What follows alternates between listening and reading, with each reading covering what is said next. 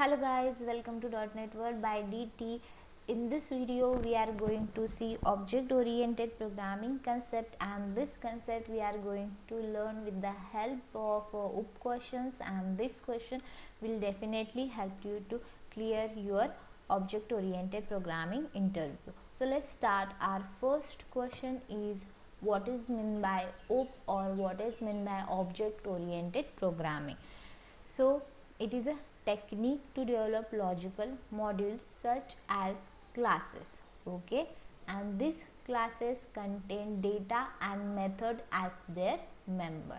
So this is your definition of the OOP.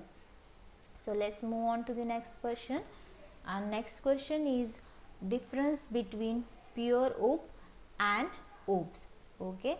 So the answer for this question is, in pure OOP everything is based on object, and in object oriented programming languages you may or may not have object variable, example static variable. In simple word we can say that pure object oriented programming language does not contain primitive data type, and object oriented programming languages contain primitive data type. For example, C# and Java are object oriented programming languages, okay. So let's move on to the next question. Next question is, what are features of OOPs? This is a very basic question. There are four main features of the OOPs. First one is inheritance, second is polymorphism, third one is encapsulation, and fourth one is abstraction, okay. Now let's move on to the fourth question. Fourth question is, what is inheritance? Okay, so inheritance is nothing but inherit the data and method of a one class into another is called as a inheritance. It maintains reusability. For example, a child inherits the feature of his or her parent, okay. So this is a very basic concept of inheritance. Now let's move on to our fifth question. Our fifth question is, does C# support multiple inheritance? So in the answer is no, because C# does not support multiple inheritance. If you want to achieve multiple inheritance in C#, then you will use interface concept, okay.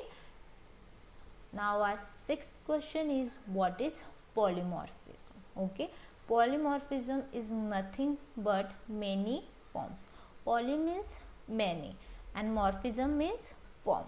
The ability to create more than one form is nothing but the polymorphism. In simple word we can say single entity behaves differently according to the different situation. For example, a person at the same time can have different roles to play in life, okay. So in this question they can also ask you like what are the types of polymorphism. So there are two types of polymorphism. First one is runtime polymorphism and second one is compile time polymorphism. In runtime polymorphism we can achieve with the help of function or operator overriding, and compile time polymorphism we can achieve with the help of function or operator overloading, okay. So let's move to the next question. Seventh question is, what is encapsulation? So the answer is, encapsulation is a binding of a code and data into single unit. What is the advantage of encapsulation? It prevents access to implementation details. I will give you an example of encapsulation when we understand what is meant by abstraction, because both are related to each other and you will understand it better, okay. So our next question is, what is abstraction? So abstraction is nothing but it is the process of hiding details and showing only essential data to the user. It can be achieved by abstract class. So with the help of abstract class we can achieve our abstraction. Okay, so let me give an example of encapsulation and abstraction. Okay, if I take an example of a vehicle like a bike, then it that all outer parts play a role of abstraction, and encapsulation, that are all parts required to create that bike, is your encapsulation. Okay, so this is your example of abstraction and encapsulation. So let's move to our next question. Our next question is, what is difference between abstract class and interface? Abstract class is a incomplete class which contain abstract method and non-abstract method. We cannot create an object of a abstract class. Okay, means abstract class can contain both declaration and definition of the method and data inside it, but interface can contain only the declaration of the member. Like interface contain method, properties, events and index as its member, but it contain only declaration of the member. Okay, so second point is, it contain constructor and destructor, that is abstract class, and interface does not contain constructor and the destructor. Okay, so we cannot achieve multiple inheritance with the help of abstract class, and with the help of interface we can achieve our multiple inheritance. Okay, so abstract class contains static member and interface does not contain static member. These are four main differences of the abstract class and interface that you have to tell to the interviewer. Okay, so let's move on to the next question. Next question is, what is static class?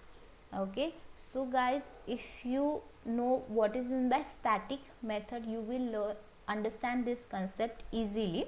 So main method is a static method because we do not need any object to call that method, right?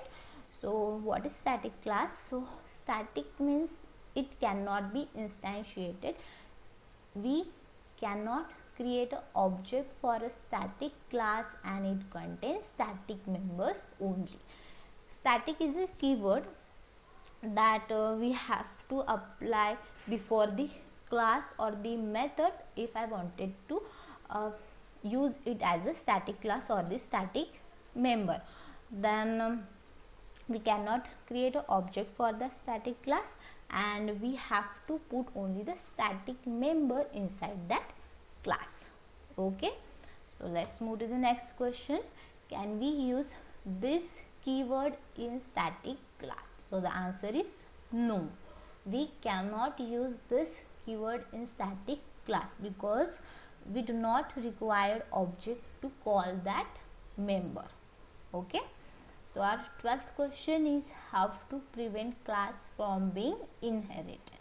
Okay, if you use a SILT keyword in front of any class, then we cannot inherit that class. Okay, so these are our few concept and question of object oriented programming by .NET Word by DT, and thank you for watching this video, and don't forget to subscribe my channel, like and share it. Thank you.